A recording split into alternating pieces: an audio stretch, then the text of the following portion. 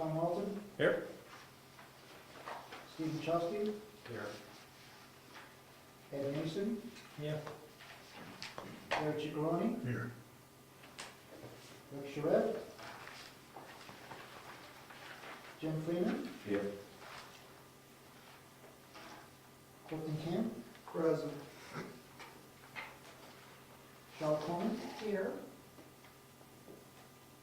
Bob Collins, Here. Ed Comeau, Here.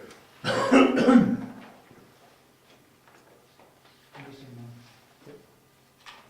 All right, so, yes. We need to add Richard Zacher to the roles as the selectman's alternate. Right, but so long as you're here, he has to be public. Because he can't participate while you're sitting on board. He can't vote, but he can participate Right, in yes, discussion, just like any other alternate. right, So. Yes, that's and correct. Because we roll call your alternates, my alternate needs to be roll called as well. I think we're in full agreement. So Mr. Zachary would be Yes. considered an alternate. Selectman's He is alternate. the alternate for the selectmen. He's been appointed. Okay. And just as any other alternate member can participate in discussions and everything. Okay. Roll call is complete. We need one person to sit. I believe, Rob, you sat at the last meeting? Ed, you sat at the last meeting, correct, on the 25th? So, voting, you're in. Thank you. Want to join us at the table today? All right. You're sitting for Rick. All right.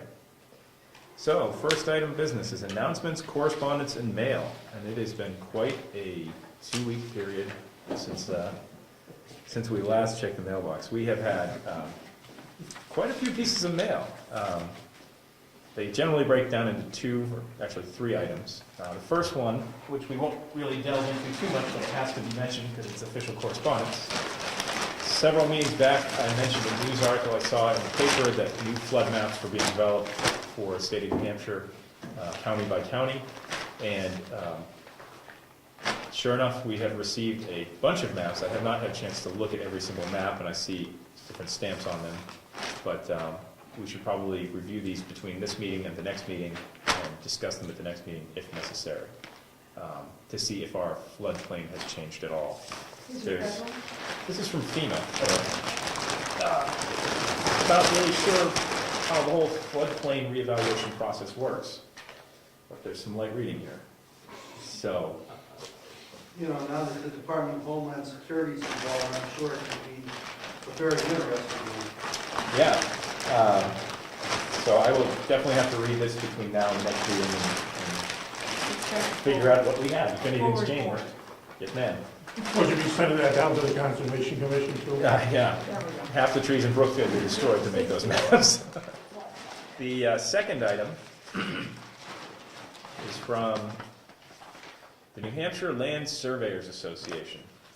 And what it comes down to, it says, April 29th, 2011, Dear Planning Boards, Building Inspectors, Zoning Boards of Appeals, and Code Enforcement Officers, it has come to the attention of the New Hampshire Land Surveyors Association that many towns accept foundation certifications, certified plot plans, site plans, and other types of plans which show boundary lines with the seals of a professional engineer rather than a licensed land surveyor.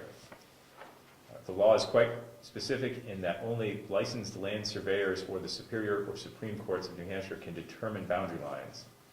Without the signature and seal of a licensed land surveyor, the public has no certainty that the boundary is current, correct, or that the plan depicts all the appropriate dimensional information.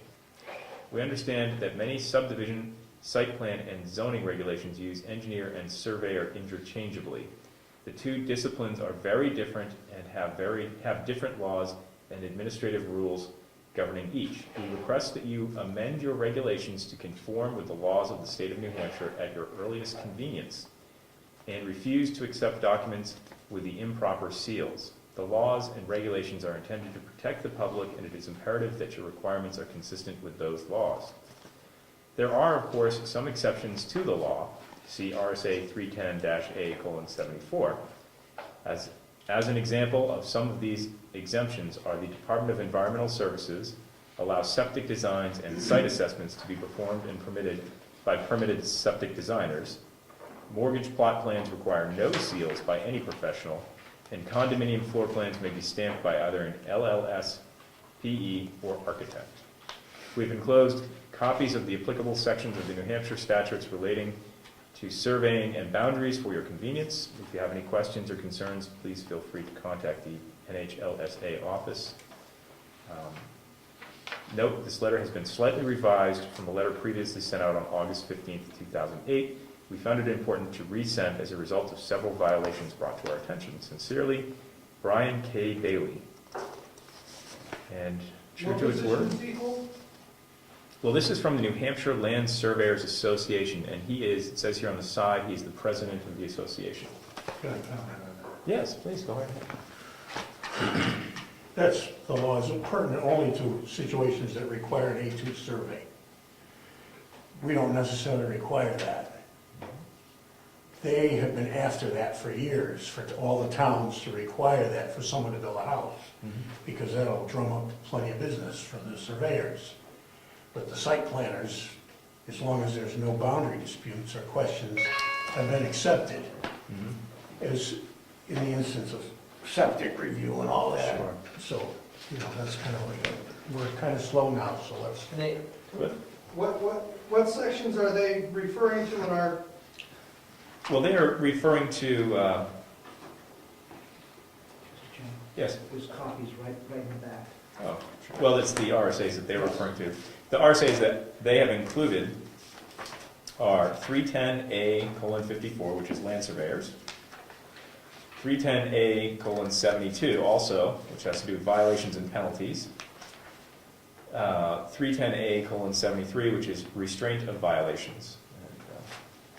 but what? I'm sorry, the first one had to do with the definitions. Okay, did they cite specific spots in our zoning? No, this is just a courtesy letter. It's a general cover saying- letter. It is. There's no problem with that. Well, the way that they made their letter sound, it sounded like we were in violation. Well, they want everybody to hire a surveyor. I mean, it's kind of just. Well, no, I understand that, but I mean, if they're gonna say we're in violation, then at least tell us where. Well, this is definitely a form letter. I mean, this is not addressed to us specifically. No. I think just due diligence, I'll take a look at this and match it up against our documents to make sure that we're not in violation of any way. And as far as memory serves, we do require the licensed land surveyor on our plans. Yep. Right, and then every other document that we deal with that has boundary marks, they usually have a statement saying this does not constitute a licensed certified site. Like, so a site plan, they'll put the boundaries there, they'll stamp it as the designer, but there's also a note saying this is not a certified, boundaries are not to be used. It's up to the CEO to spot the ones that are sketchy and require a survey. Well, just to be safe, I'll take a look at this, compare it to our documents to see if we're in any sort of concern situation. I don't think we are, but, so it should go very quickly. How many permits have been pulled this year? For new houses? Ooh, geez, one. Put it right out straight.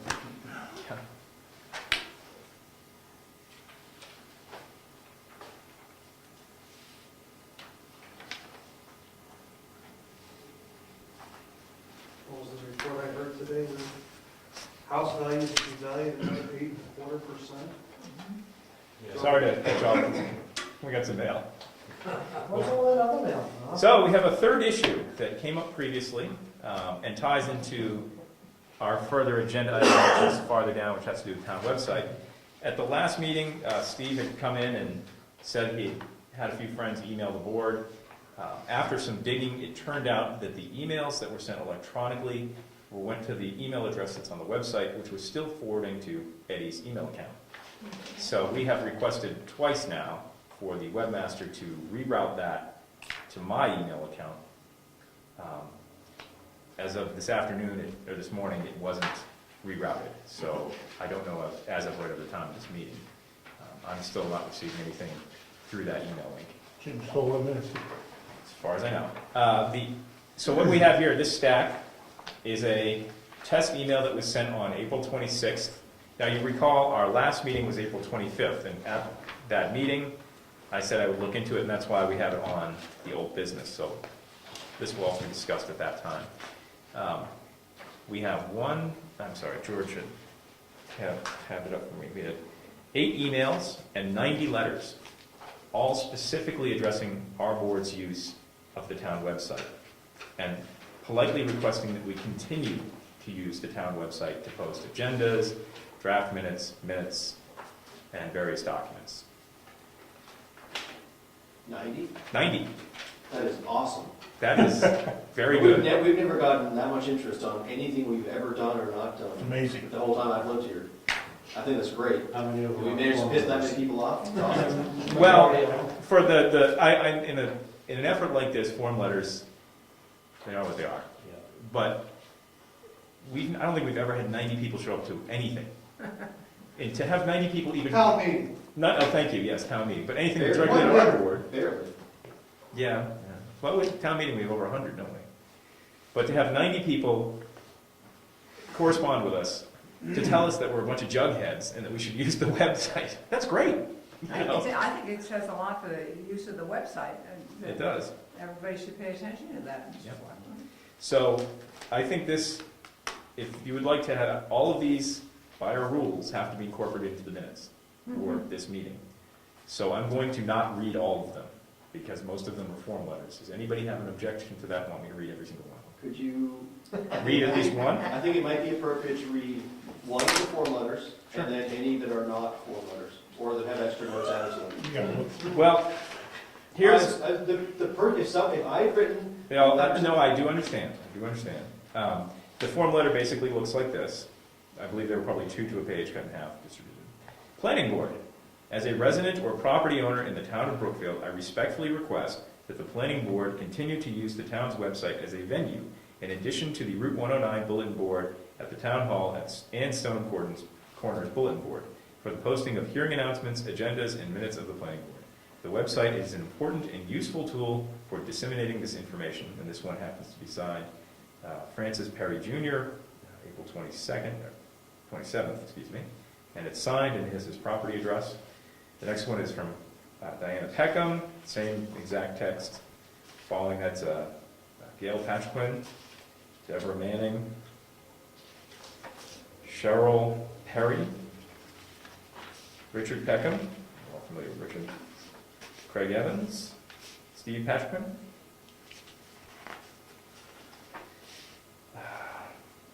J.B. Manning, DDS. That's back to the beginning. So there's a first bunch. There are many. There are several, as you noted, that do have additional comments. I can try to find them. I think, well, these are going to be in the minutes, so I guess we could go review who sent. I'm going to send a response to every letter. It's going to be a form letter. I can't write 90 individual letters, but it's going to be a form letter thanking them for participating and But letting you're them gonna know. sign it 90 times. That's Can't you- right. Can't Can you we put get that, that on the website? can't you put, yeah, put the thank you on the website. Although I do have one here, it just happens to come up. This was included with the Wick Bolt's response. There's 2 here. And I assume that this is, my friend Steve in the back there is the origin of this, because it's a courtesy letter from Steve notifying folks in the town about what's going on with the use of the website and suggesting they might send us a note. So it's community action.